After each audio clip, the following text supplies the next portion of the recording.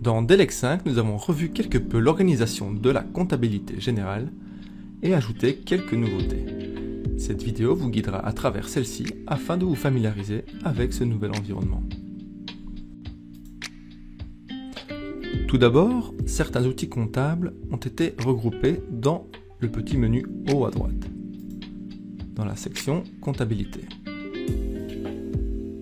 La gestion des périodes pour prestations, qui permet donc d'empêcher l'encodage des prestations au-delà d'une certaine date, l'accès à la configuration, les lettrages clients-fournisseurs comptes généraux ou la recherche d'un lettrage particulier, l'encodage sur exercice précédent,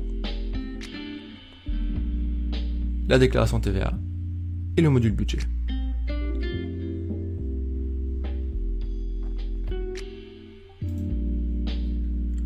Le menu comptabilité fait désormais la distinction entre les facturiers d'achat et les facturiers de vente, qui comportent chacun un sous-menu à part entière avec leurs fonctionnalités propres. Des listes de travail prédéfinies ont également été ajoutées. Dans les ventes, on peut toujours évidemment annuler par note de crédit, changer de facturier, transférer le montant payé des proforma ou envoyer une facture à Bill2Box ou au format UBL.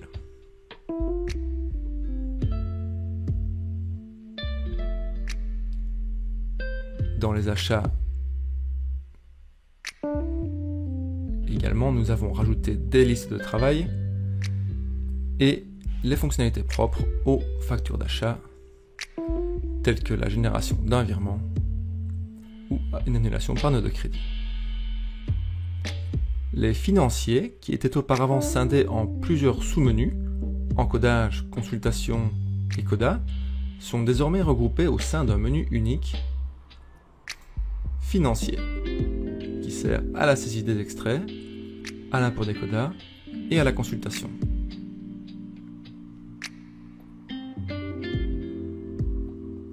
Pour l'encodage d'un extrait, il existe une action rapide. Même chose pour l'import coda.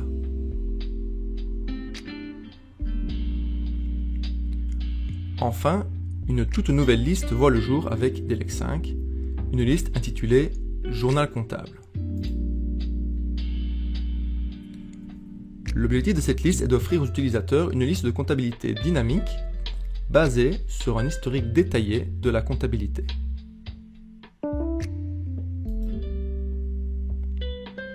Ainsi, dans cette liste, vous retrouverez tous les mouvements financiers, mais également tous les mouvements issus des factures, avec les mouvements clients ou fournisseurs et les mouvements de TVA liés.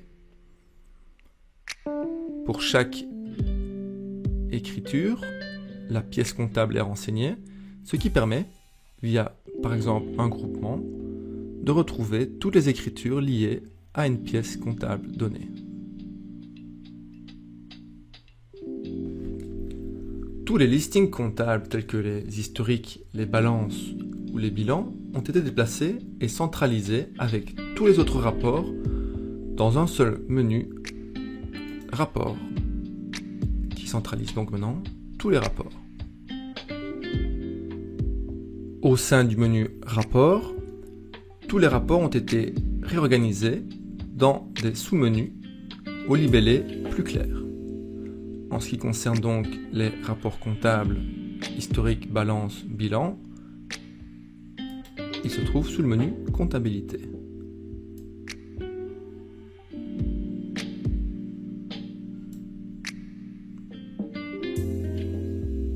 Se trouve donc également la compta analytique, les rapports en lien avec la facturation, donc orientés plus vers ce qui est à facturer, les rapports fiscaux, fiches de commission, relevés intracommunautaires, chiffre d'affaires par zone, les rapports liés au compte de tiers,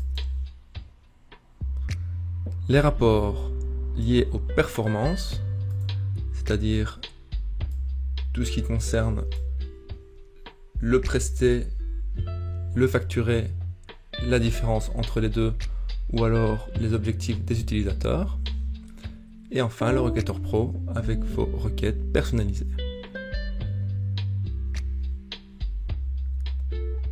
Attention, il est important de noter que par souci de clarté, nous avons relibellé certains rapports. Il se peut donc que lors de votre première utilisation, vous ne retrouviez pas votre rapport préféré. Mais pas de panique. Pour chaque rapport, nous avons ajouté un petit infobulle expliquant plus clairement ce que fait chaque rapport. En cas de doute, nous avons renseigné dans notre note de version DELEX 5 l'ensemble des rapports qui ont été modifiés par la version. Rendez-vous à la dernière page, changement d'intitulé des rapports. Vous trouverez ici une liste exhaustive des rapports ayant changé d'intitulé.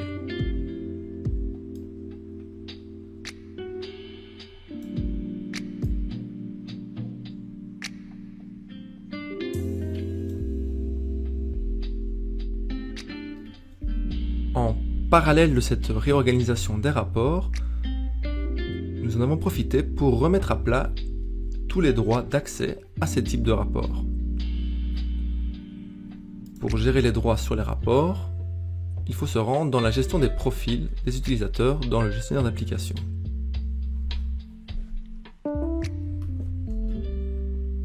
Dans le menu Utilisateur, Profil utilisateur.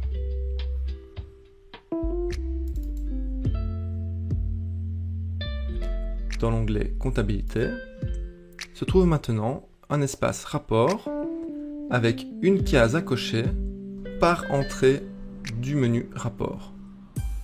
Donc en cochant Facturation, l'utilisateur en question aura accès à l'entièreté des rapports faisant partie du sous-menu Facturation. C'est l'occasion peut-être de revoir les droits au sein de votre cabinet.